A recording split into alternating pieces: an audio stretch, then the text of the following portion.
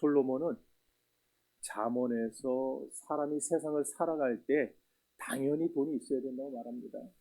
지식도 필요하다고 말을 하고 명예도 권세도 필요하다고 말을 합니다만은 그러나 가장 귀한 게 뭐냐? 가장 귀한 거는 삶의 지혜라 그렇게 강조를 합니다. 오늘부터 우리가 이제 전도서를 살펴볼 거예요. 제가 그냥 계속 그 웨스트민스터 소위를 그냥 하려고 하다가 해 바뀌어서 그냥 바꿨어요. 또 나중에 또 분위기 봐서 또 할 겁니다. 네. 어쨌든 오늘부터 우리가 전도서를 살펴볼 건데 전도서는요 솔로몬 지혜의 정수라고 할 수 있어요. 네, 왜 그러냐면은 여러분 잠언은 여러분 아시죠? 솔로몬이 언제 썼는지. 젊었을 때라고 하죠. 제일 솔로몬이 제일 젊었을 때 쓴 게 아가서고 그 다음에 중년의 때에 쓴 게 잠언이에요. 그러니까 한창 잘 나가고 그냥 막 떵떵거리고 온 세상의 왕들이 와서 그의 지혜를 듣고 막 하던 그런 때 그때 쓴 게 잠언입니다. 자 그러면 전도서는 언제 쓴 거냐면은 이제 솔로몬이 그 최전성기를 누리는 과정에서 타락을 하는 일이 벌어져요. 그 타락하고 하나님을 배반했다가 회개하고 돌아온 다음에 헛되고 모든 게 다 헛되구나 깨닫고 나서 쓴 거예요. 그래서 그가 젊었을 때 그 지혜도 대단했지만 그러나 인생을 막 살아보고 이 세상에 자기가 누렸던 것들이 이게 다 하나님 없이면 아무것도 아니라는 사실을 깨닫고 나서 쓴 전도서가 그의 지혜의 가장 최고봉에 있다 그 얘기예요. 여러분 우리가 그 젊으셨을 때 학교 다닐 때 아마 톨스토이나 도스토옙스키라 그러죠. 예전엔 토스토예프스키라 그랬는데 이제는 또 표준어가 바뀌었더라고요. 도스토옙스키라고 그래요. 그 사람들의 소설 읽어보셨죠? 부활이라든지 아니면은 그 뭡니까 죄와벌 이런 거 읽어보셨을 거예요, 그죠? 네. 그거 한 번 보고 그냥 끝내는 분들도 있어요. 그런데 어떤 사람들은 그거를 시간이 흘러서 또 쳐다보고 또 쳐다보는 사람이 있습니다. 네. 뭐 그런 사람이 어디냐 그래 여기 저 같은 사람이 있어요. 네. 저도 지금까지 한 3번 읽은 것 같아요, 그거. 근데 첫 번 읽을 때 하고요. 두 번째 읽을 때고 세 번째 읽을 때가 달라요, 감동이. 여러분, 세상의 문학도 그 정도인데 하물며 하나님의 말씀은 어떻겠습니까?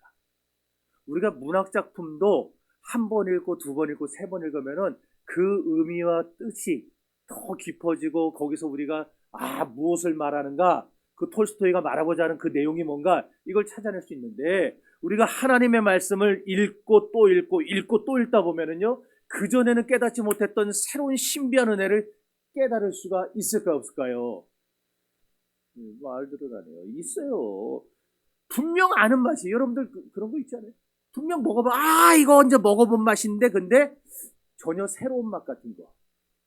그래서 그런 신비한 체험을 하나님의 말씀을 읽다 보면은 하게 되는 거예요. 믿습니까? 여러분 왜 그러냐? 하나님의 말씀은 살아있기 때문이에요. 살아있기 때문에. 그래서 거듭해 읽을수록 그 아름다움, 그 놀라운 은혜가 퇴색하는 게 아니고 우리가 읽을수록 또 읽을수록 그 안에 들어있는 하나님의 신비한 은혜가 더 강력하게 우리에게 임하는 줄로 믿습니다.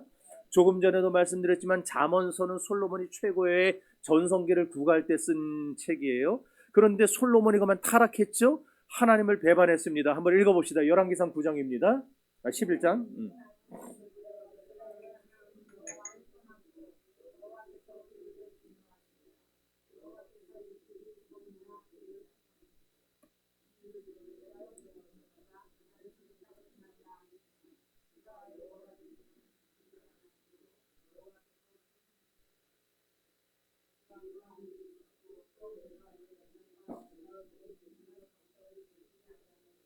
내가 반드시 이 나라를 내게서 빼앗아 네 신하에게 주리라. 아멘. 여러분 솔로몬이 얼마나 큰 축복을 받았고 많이 받았고 또 얼마나 큰 영광을 누렸던 사람입니까? 세계 각처에서 왕들이 솔로몬의 지혜를 배우겠다고 예물을 갖고 찾아왔어요. 그의 지혜가 얼마나 탁월했으면은 찾아온 왕들마다 하나같이 입을 모아서 뭐라고 했습니까? 소문으로 듣던 것보다 솔로몬을 직접 만나보니까 이야 그 지혜가 어마어마하구나 그랬어요. 열왕기상 10장 6절입니다.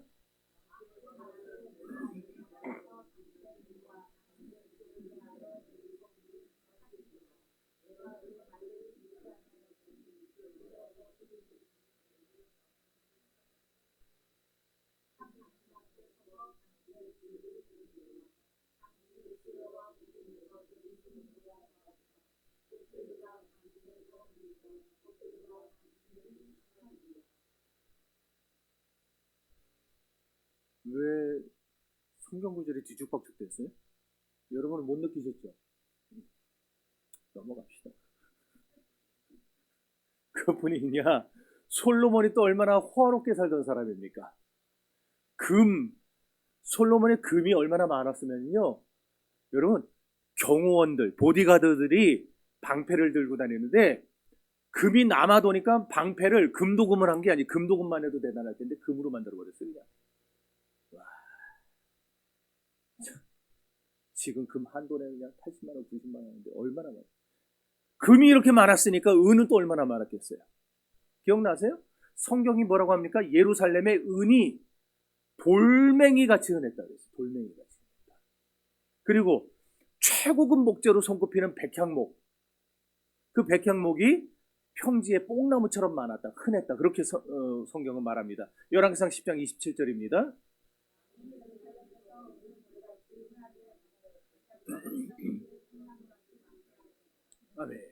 또 솔로몬의 의자, 여기 뒤에 앉는 이런 강대상 의자 같은 거, 의자가요 코끼리 상아로 만들었습니다.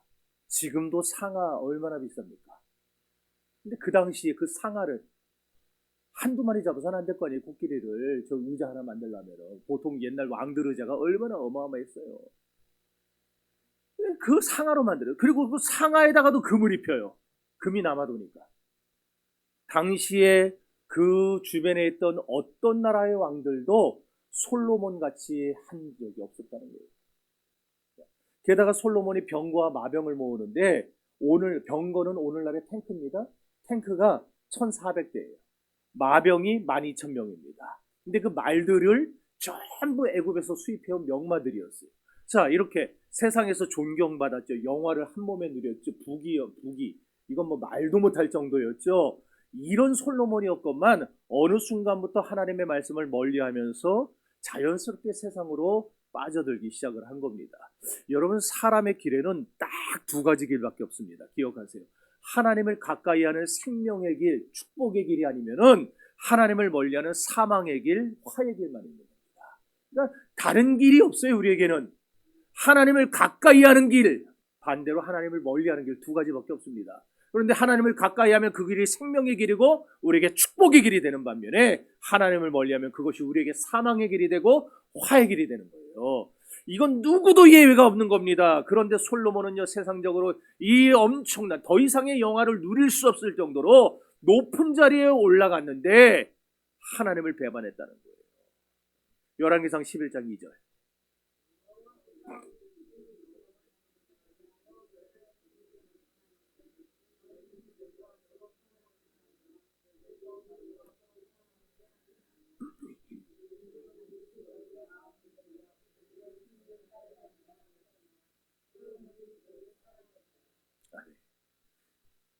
무슨 얘기입니까?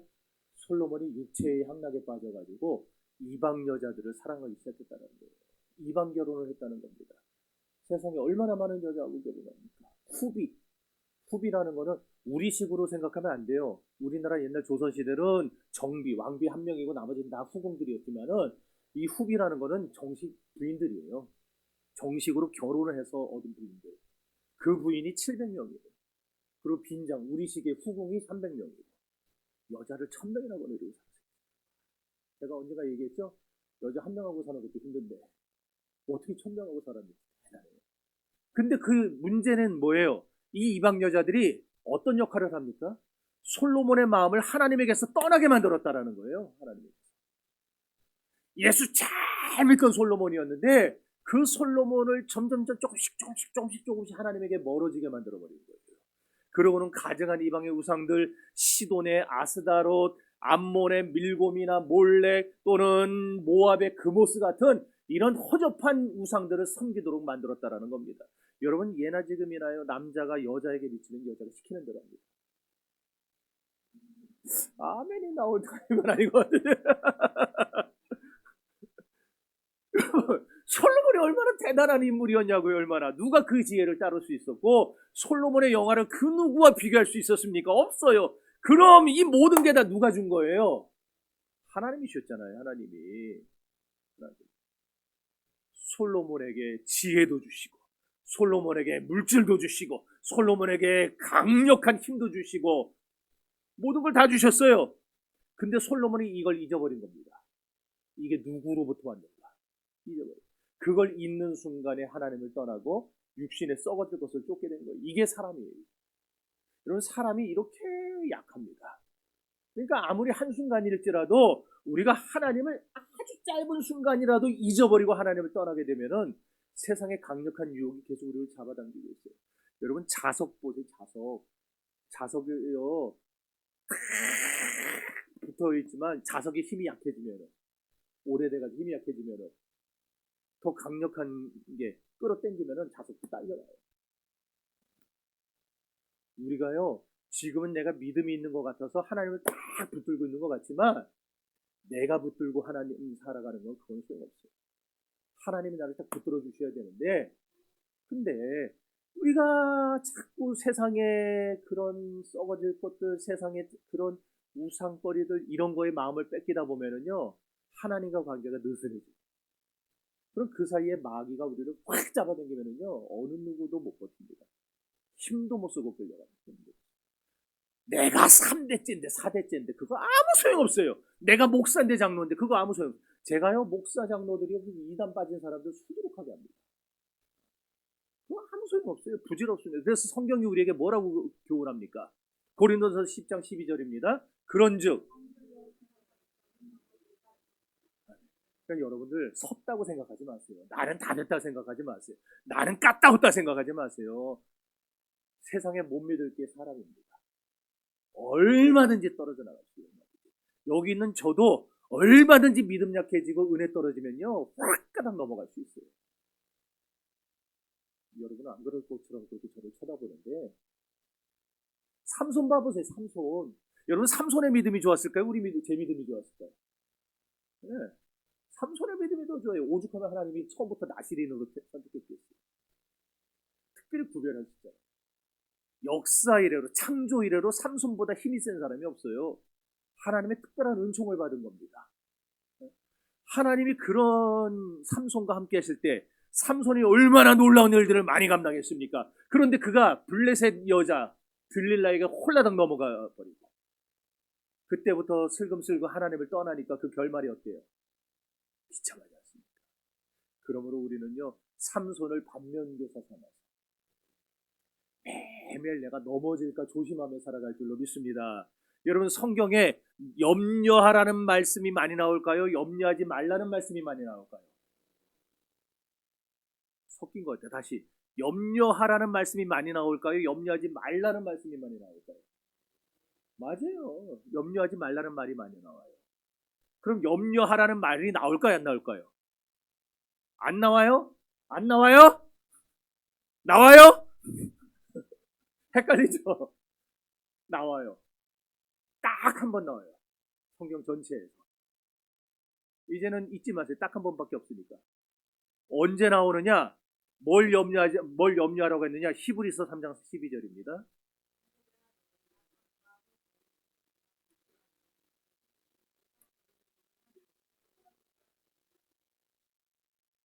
저거 개혁 성경이에요. 지금 개혁 개정이 저거 뜻을 엉뚱하게 바꿔버려서 내가 일부러 개혁 성경을 지금 써놨는데, 저는 진짜 다시 이거 예전 개혁 성경으로 갔으면 좋겠습니다. 뭘 염려하라 그랬어요? 금방 까먹었어요? 하나님에게서 떨어질 것을 염려하라. 그 다음에도 계속 읽어보면 3장 13절 14절 읽어봅시다.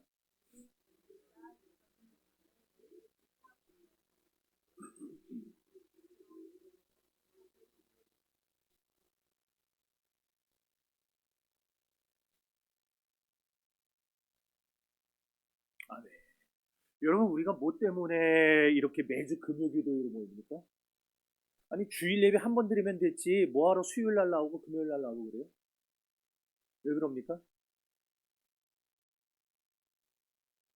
왜 나와요? 왜 나와요? 그 예배로 정해놨으니까 안 나오면 또 목사한테 또 뭔 소리 들을까봐. 왜 나와요? 네. 궁금하지 않아요? 저기 지금 그 말씀에 다시 한번 띄워보세요. 자, 조금 전 말씀 한번 다시 띄워보세요. 네. 뭐라 그랬어요?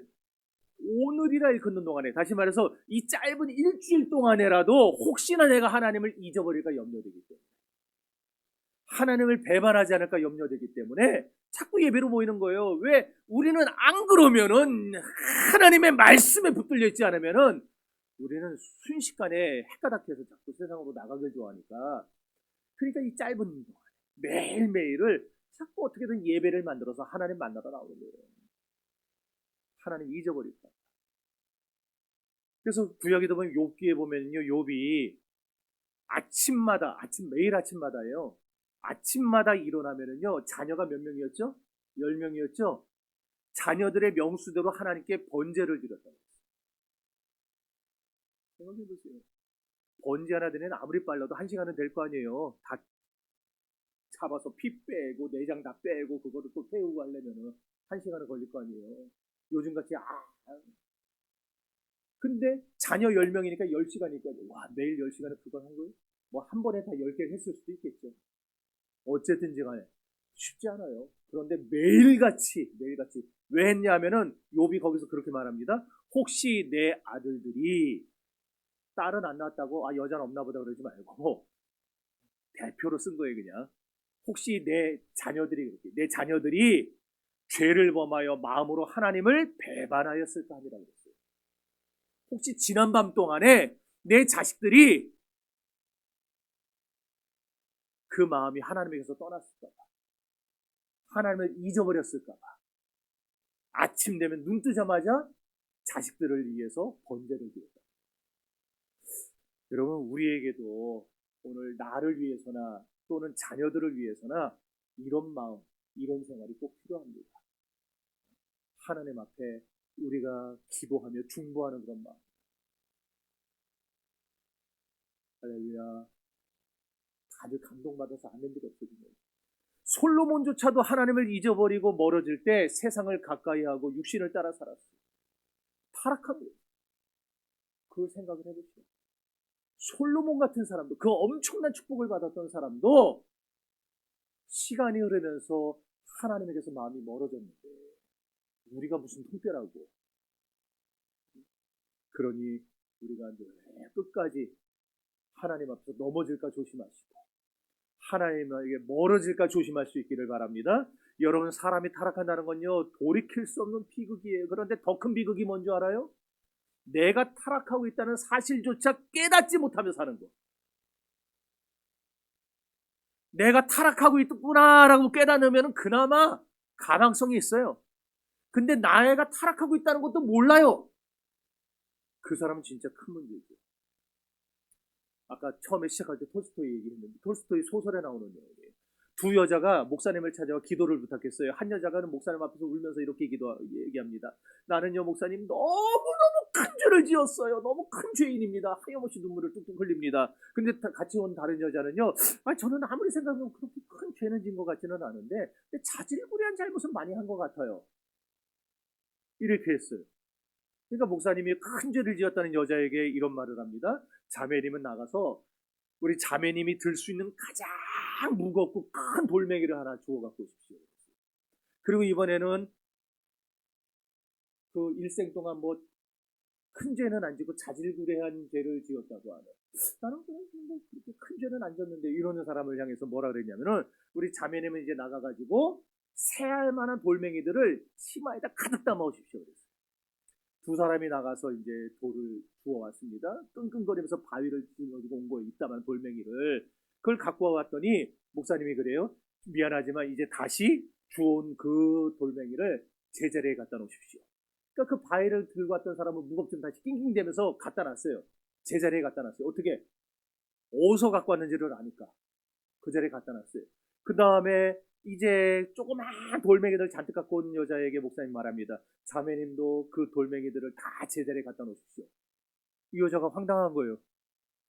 이걸 다 어디서 갖고 왔는지 어떻게 알아? 그냥 보이는 데다가 주워왔을 뿐인데 못 갖다 놓는 거예요. 그랬더니 그 목사님이 큰 소리를 치는 거예요. 바로 그겁니다. 당신은 온종일 죄를 지으면서도 그 죄가 그리 크지 않다고 믿었기에 하나님 앞에 회개 없이 살아갔습니다. 그러나 이 여인은 자기가 큰 죄를 지었다고 믿었기에 이렇게 통해 자복하는 겁니다. 그렇다면 이제 하나님이 용서하시는 은총이 과연 누구에게 임하겠습니까? 죄를 지었다는 것을 아는 사람은 기회가 있어요. 가망성이 있어요. 그런데 내가 죄를 지었다는 것도 모르는 사람은, 오늘 저와 여러분들은 하나님 앞에 내가 죄인이라는 사실을 잊지 마시기를 바랍니다.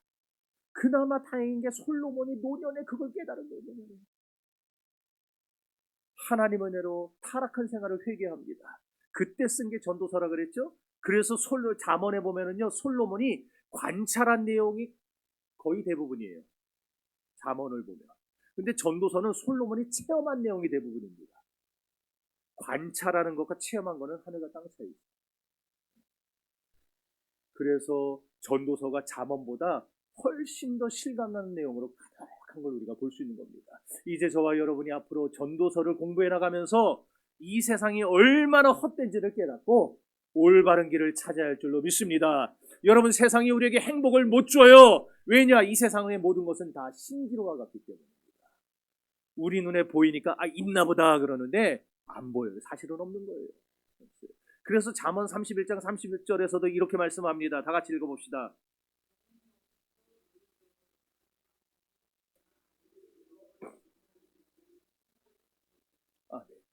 다 거짓된 거예요. 다 헛된 거예요. 있는 것 같은데 없는 거예요. 야고보 사도도요, 이 세상은요 영원한 것이 아니라 잠깐 있다 없어질 거라고 말씀했죠. 야고보서 4장 13절입니다.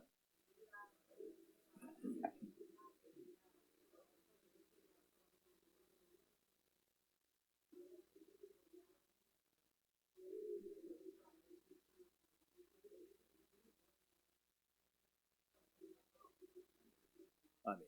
심지어 이사야 선지자는 이사야 2장 22절에서 생명도 헛되다고 말합니다. 읽어봅시다.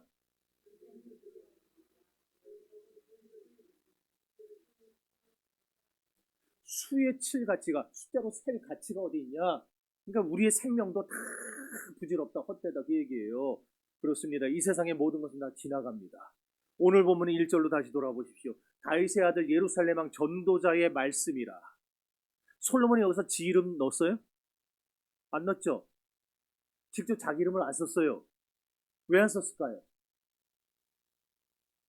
학자들마다 의견들이 분분한데 그 중에 그럴듯한 이유가 뭐냐면은 솔로몬이라는 이름의 뜻이 있어요. 솔로몬이라는 뜻이 뭘까요?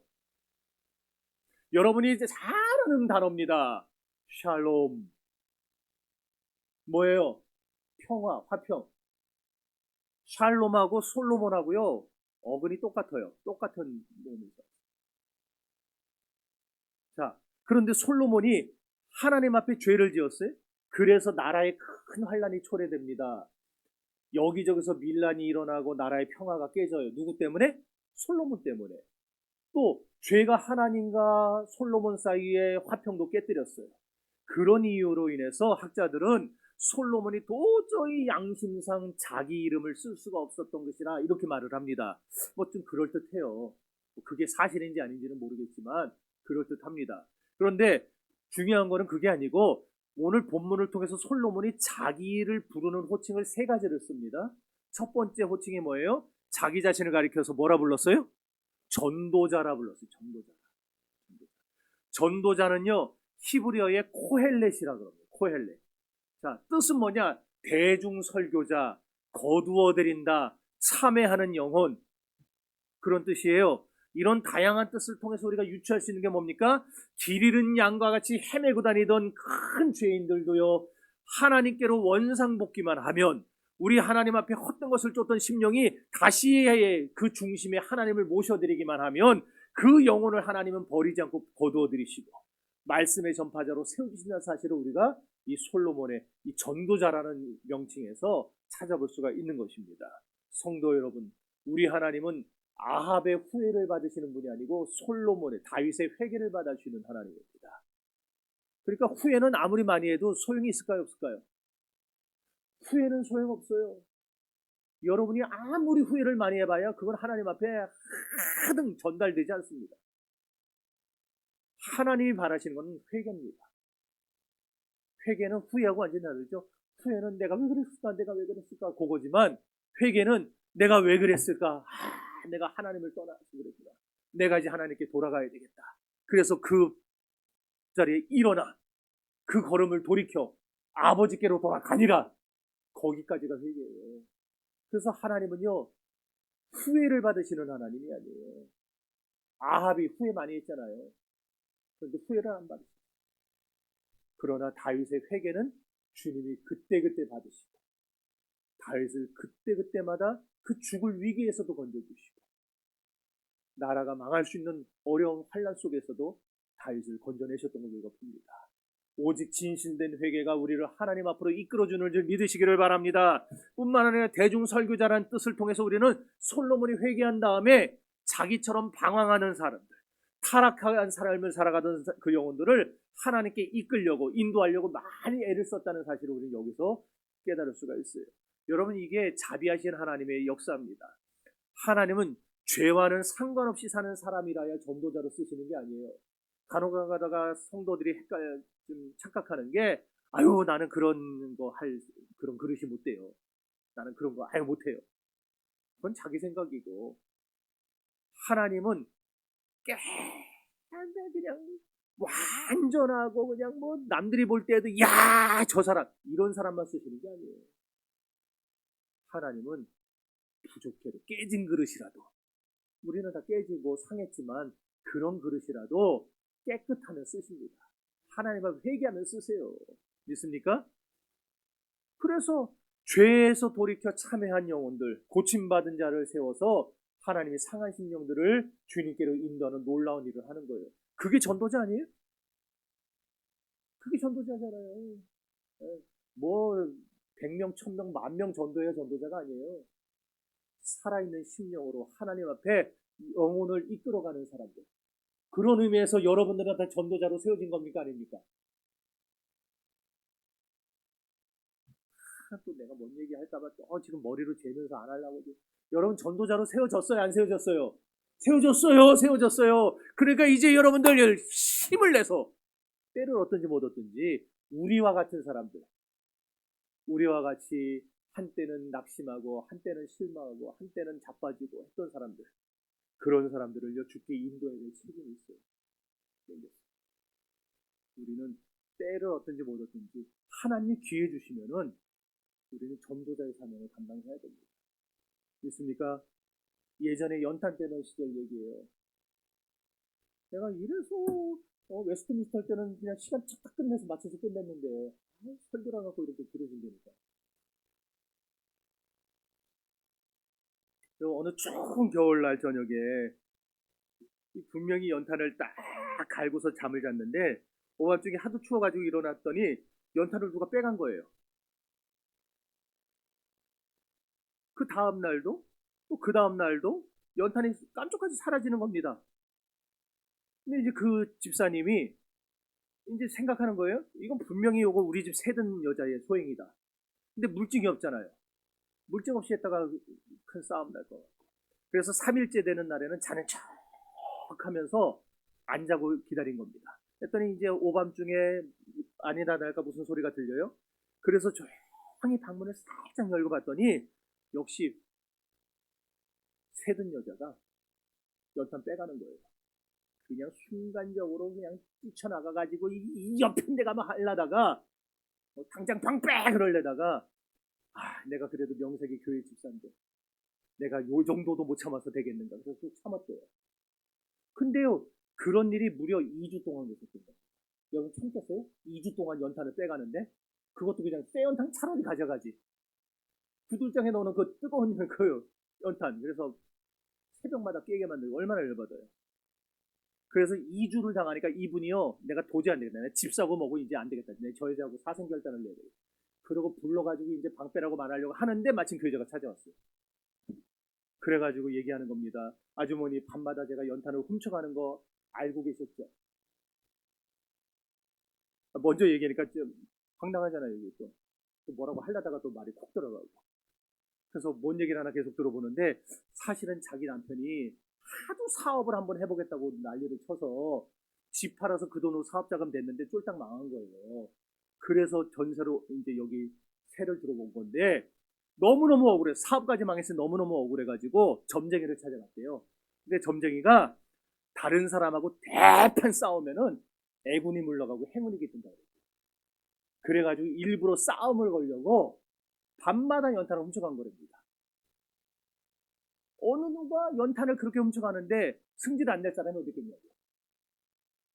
근데 도대체가 아무리 기다려도 싸움을 안 걸어오는 거예요, 이 집주인이. 그래가지고 그 여자가 아이고 다행이다. 내가 그냥 욕을 못 참고 얘기했더라면은. 그래가지고 그 여자의 말을 듣고 점쟁이의 말이 얼마나 허황된 말인가를 다 깨우쳐주고 전도를 한 겁니다. 그래서 그 여자와 그 가족 모두를 다 예수로 영접하게 한 거예요. 성도 여러분, 우리 주변에는 그런 사람 많습니다. 상한 심령 많아요. 교회를 다니다가 안 다니는 사람들이요, 지금 한 300만 명 정도 됩니다. 그러니까 우리 주변에도 널려 있을 거예요, 아마 지금. 그들을 하나님께로 돌이킬 수 있는 전도자의 삶을 살아가시기를 주의 이름으로 축원합니다. 둘째로 솔로몬은 자기를 가리켜 뭐라 했느냐? 이제 얼마 안 남았어요. 다윗의 아들이야, 다윗의 아들. 자, 솔로몬이 자기가 다윗의 아들이라는 것을 굉장히 큰 영광으로 여겼던 사람입니다. 솔직히 성경에도 보면은 솔로몬이 위대하다고 말합니까? 다윗이 위대하다고 말합니까? 다윗을 더 위대하게 쳐줘요. 어째서 그럽니까? 다윗은요, 언제나 하나님의 말씀을 따르려고 애를 썼던 사람. 때로는 육신이 약해서 죄를 질 때도 있었죠. 넘어질 때도 있었어요. 범죄 자리에 들어갈 때도 있었어요. 그러나 그때마다 주의 종의 책망을 듣고 당장 회개했던 사람입니다. 이게 다윗을 위대한 왕으로 우뚝 서게 만들었던 비결입니다. 여러분, 왕이 목회자의 설교를 듣고 회개한다는 게 말처럼 쉬운 게 아닙니다.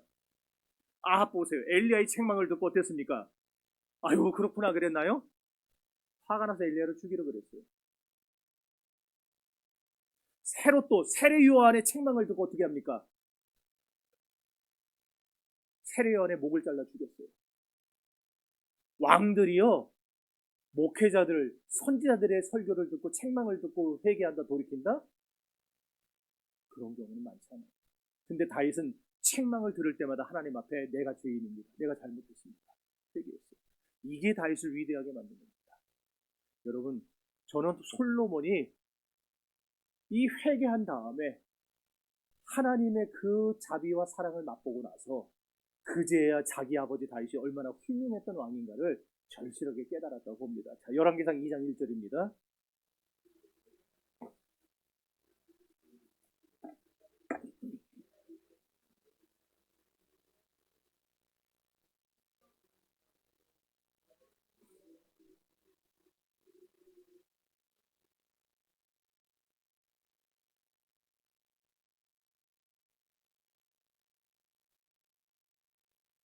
아멘. 다윗의 유언이에요. 그렇게 바른 사람들하고 하나님의 말씀 지키라고 유언까지 남겼지만 그대로 못 살고 하나님의 법도를 떠나서 곁길로 간 걸 생각할 때 솔로몬의 마음은 칼로 그냥 가슴을 에이는 듯 했을 겁니다. 그렇지만 여러분, 다윗을 용서하시는 하나님은 솔로몬도 용서하시는 하나님입니다. 못 믿어요? 다윗을 용서한 하나님은 솔로몬도 용서하시고 우리도 용서하십니다. 솔로몬이 그 사실을 깨달으니까 비로소 하나님께 돌아올 수 있었던 거예요. 누가 훌륭한 사람이에요? 자기 죄를 회개하고 하나님께 돌아오는 사람이 훌륭한 사람입니다. 그래서 여러분이 훌륭한 사람이에요. 자, 마지막으로 솔로몬은 자기 자신을 가리켜 예루살렘 왕이라 불렀어요. 이 호칭은 솔로몬에게 굉장히 막중한 책임이 있었다는 사실을 보여줍니다. 예루살렘이 어떤 곳입니까? 성전이 있는 곳 아니에요? 하나님이 제사장들이 있는 곳입니다. 아울러서 솔로몬에게 선한 길을 가르쳐주는 선지자들이 있던 곳입니다. 그런 도시, 그런 나라를 다스리는 책임을 가진 솔로몬이 하나님을 떠나 범죄했어요. 솔로몬은 이렇게 예루살렘 왕이라는 호칭을 일부러 사용함으로써 자기가 하나님이 맡겨주신 책임을 다하지 못했던 참 부족한 왕이었구나 하는 사실을 고백하는 거예요. 나아가서 자기가 하나님을 떠나 추구했던 이 세상의 모든 것들이 사실은 전부 헛된 것에 불과했다는 사실을 체감하고 자기 같은 실수를 하지 말라고 그런 걸 바라는 마음에 일부러 이 예루살렘 왕이라고 하는 호칭을 사용했던 것입니다. 여러분, 하지만 사실 돌이켜보면 우리들도 똑같지 않습니까? 이 밤에 우리 솔로몬의 일생을 한번 돌아봅시다. 그리고 그의 삶을 거울로 삼아서 우리의 모두가 다 하나님 앞에 돌이켜 돌아가고 하나님 앞에 회개하는 변화된 회개한 심령들이 될 수 있기를 바랍니다. 그리고 앞으로 공부하는 전도서의 말씀들을 통해서 신그릇처럼 사라지는 이 세상이 아닌 영원히 변치 않는 하나님만을 붙잡고 살아가는 용사들이 되게 해달라고 하나님 앞에 기도하는 저와 여러분들이 될 수 있기를 바랍니다. 다 같이 기도합시다.